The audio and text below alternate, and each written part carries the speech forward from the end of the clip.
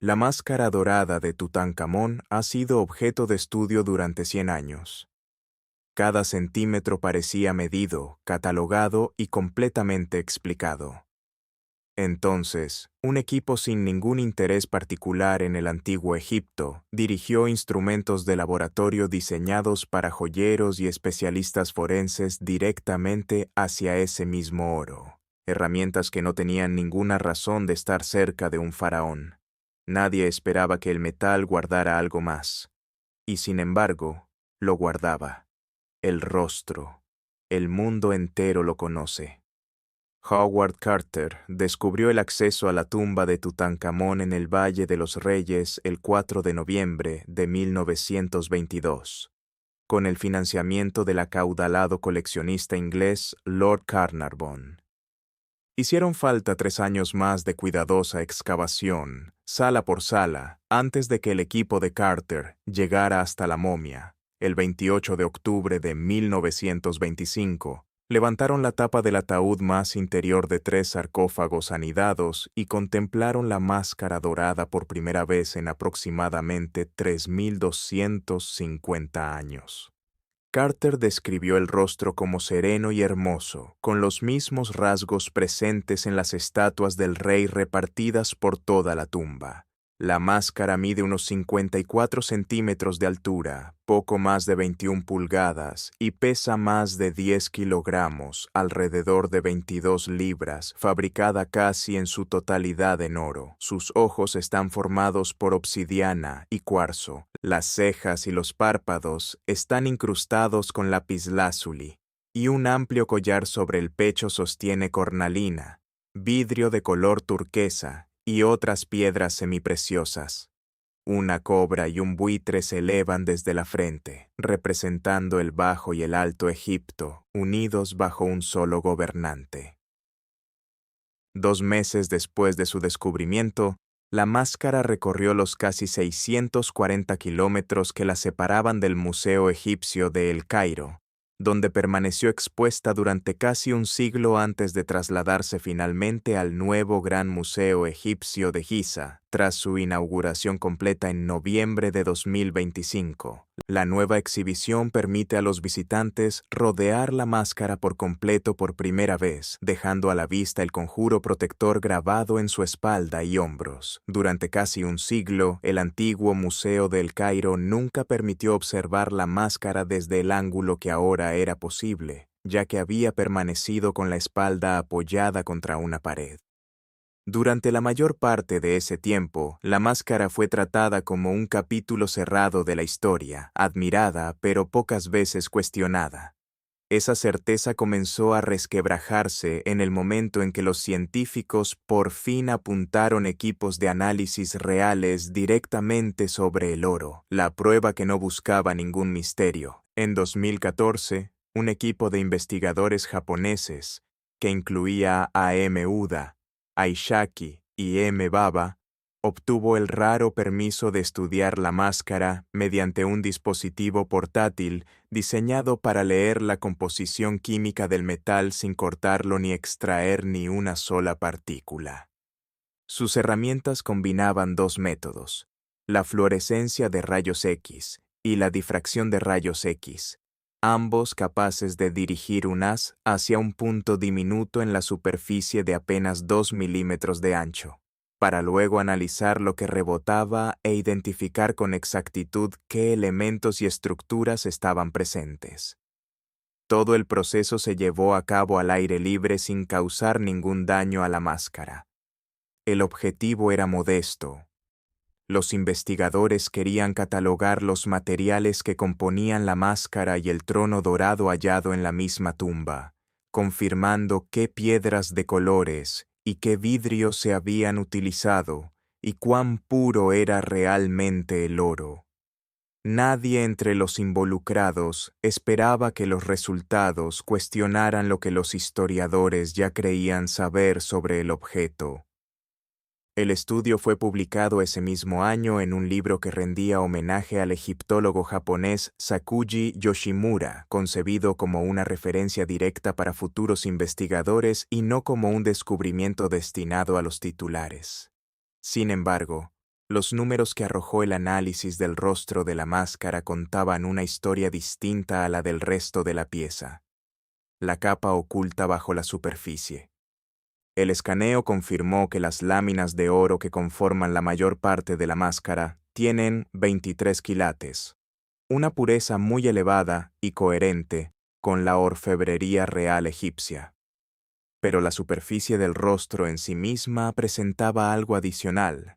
Sobre ese oro de 23 quilates descansaba un recubrimiento separado, una capa de oro blanco de 18 quilates con apenas unos 28 nanómetros de grosor, más delgada que la mayoría de las burbujas de jabón, y completamente invisible sin instrumentos capaces de leer estructuras a esa escala. Esa segunda capa había permanecido sobre el rostro de Tutankamón durante aproximadamente 3.300 años sin que nadie la detectara. Oculta dentro de un oro que, a simple vista, parece sólido y uniforme. El oro blanco obtiene su tono pálido al mezclarse con metales como la plata, lo que le otorga al rostro una apariencia claramente distinta comparada con el amarillo más intenso del tocado y el collar que lo rodean. Los orfebres del antiguo Egipto evidentemente poseían la habilidad necesaria para aplicar un recubrimiento tan fino y preciso. Un nivel de maestría artesanal que los conservadores modernos no llegaron a valorar completamente hasta que el escaneo lo reveló. Antes de continuar, si estás disfrutando este análisis, considera suscribirte. Le ayuda enormemente al canal. Descubrir un recubrimiento oculto en el rostro planteó una pregunta evidente. ¿Por qué recibiría el rostro específicamente un tratamiento distinto al del resto de la máscara? ¿Y tenía esa diferencia alguna conexión con algo más? Los científicos ya habían comenzado a cuestionarse el origen de la máscara. Las orejas que no encajaban con la historia.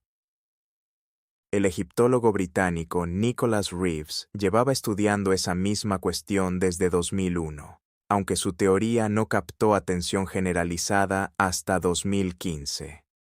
Reeves señaló las orejas de la máscara, cada una perforada con un orificio claramente diseñado para sostener pendientes. En el arte real egipcio de aquella época, las orejas perforadas aparecían casi siempre en niños y en mujeres, jamás en un rey adulto representado en su imagen oficial. Reeves sostenía que ninguna representación de un faraón masculino adulto en todo el arte egipcio lo muestra portando pendientes, lo que hace que ese detalle resulte difícil de explicar si la máscara fue concebida para Tutankamón como rey en ejercicio. Reeves vinculó las orejas perforadas con Nefernefuatán, una faraona que ejerció el poder brevemente durante los años de confusión tras la muerte de Akenatón y antes de que Tutén ascendiera al trono siendo apenas un niño. Muchos historiadores consideran que Nefotep y la reina Nefertiti, madrastra de Tutén, fueron en realidad la misma persona gobernando bajo un nombre distinto. De ser así, Reeves sugirió que la máscara, o al menos algunas de sus partes, pudo haber sido creada originalmente para ella. Zahi Hawass, quien fue ministro de Antigüedades egipcias, rechazó con firmeza esta interpretación. Señaló que las orejas perforadas aparecen en estatuas e imágenes de gobernantes de la 18ª dinastía desde su infancia, argumentando que ese detalle por sí solo no demuestra nada sobre el género ni sobre el destinatario original. Ese desacuerdo por un par de pequeños orificios fue apenas el inicio del debate. La verdadera disputa giraba en torno a algo grabado directamente en el oro. La reina que desapareció de la historia. Nefertiti fue la esposa principal del faraón Akenatón, quien gobernó Egipto durante aproximadamente 17 años a partir de alrededor del año 1353 a.C. Akenatón impulsó uno de los cambios religiosos más disruptivos de toda la historia egipcia, clausurando el culto a los dioses antiguos y elevando un único disco solar por encima de todos ellos. Durante ese período, Nefertiti desempeñó un papel sorprendentemente visible y activo. apareciendo en tallados de templos, realizando rituales que casi siempre habían estado reservados exclusivamente al faraón, y permaneciendo junto a su esposo, como algo más cercano a una corregente que a una reina tradicional. Luego, en algún momento alrededor de su 12º año en los registros oficiales, Nefertiti sencillamente desaparece de las inscripciones egipcias. Los historiadores continúan debatiendo qué ocurrió después. Algunos sostienen que falleció durante esa etapa. Hay quienes sostienen que ella adoptó una nueva identidad como faraona bajo el nombre de trono Neferneferuatón, gobernando ya sea junto a Akenatón o brevemente después de él, antes de que Tutankamón llegara al poder siendo apenas un niño de alrededor de 9 años. Una tercera teoría señala a un gobernante aún misterioso llamado Smenkhkara, quien habría ocupado ese mismo espacio en la historia en su lugar.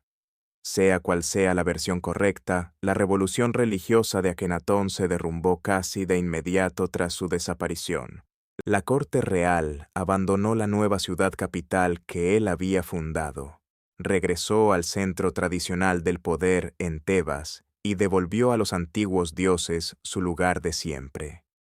El propio Tutankamón nació con el nombre de Tutanjatón, en honor al disco solar que su padre había exaltado, y más adelante lo cambió para rendir tributo a Amón, la deidad que su familia se esforzó por restaurar.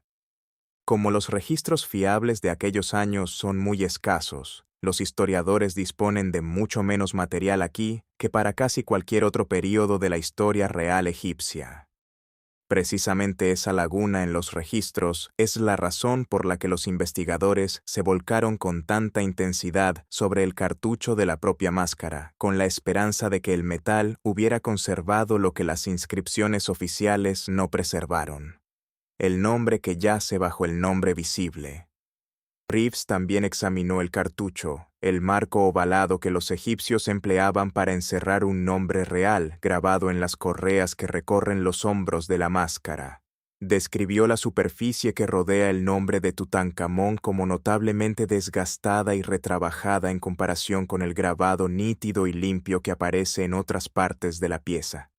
Al observar con mayor detenimiento los tenues trazos que se encontraban bajo esa superficie, Reeves señaló que el contorno coincidía con un nombre completamente distinto, uno que leía Anyeperura Neferneferuatón, el mismo nombre de trono vinculado a la faraona que bien podría haber sido la propia Nefertiti. Reeves expuso este argumento en un artículo titulado La máscara de Tutankamón reconsiderada. Apoyándose en años de investigación sobre objetos hallados en la tumba que parecen haber sido reutilizados de un propietario anterior, su teoría sostiene que cuando Tutankamón falleció de manera repentina e inesperada siendo apenas un joven de 18 o 19 años, sus funcionarios no tenían preparada ninguna tumba ni el equipamiento funerario adecuado. Bajo esa presión, los trabajadores tomaron piezas reales que tenían a mano, incluyendo una máscara fabricada años antes para otra persona, y ajustaron el nombre y el rostro para adaptarlos a su nuevo rey. Esta explicación solo funciona si las pruebas físicas la respaldan, y los investigadores encontraron más evidencia en la propia aleación de oro. 2 oros, un solo rostro. Análisis independientes realizados sobre la máscara revelaron que el oro empleado en el rostro tiene una pureza de aproximadamente 23,2 quilates, mientras que el oro del resto del tocado y el collar se acerca más a los 23,5 quilates. La diferencia es pequeña, pero suficientemente constante como para que Reeves argumentara que el rostro fue fabricado como una pieza metálica separada e incorporada a un tocado ya existente, en lugar de haber sido creado junto con él en una sola fundición continua. Esta afirmación coincide directamente con lo que el escáner de 2014 ya había revelado.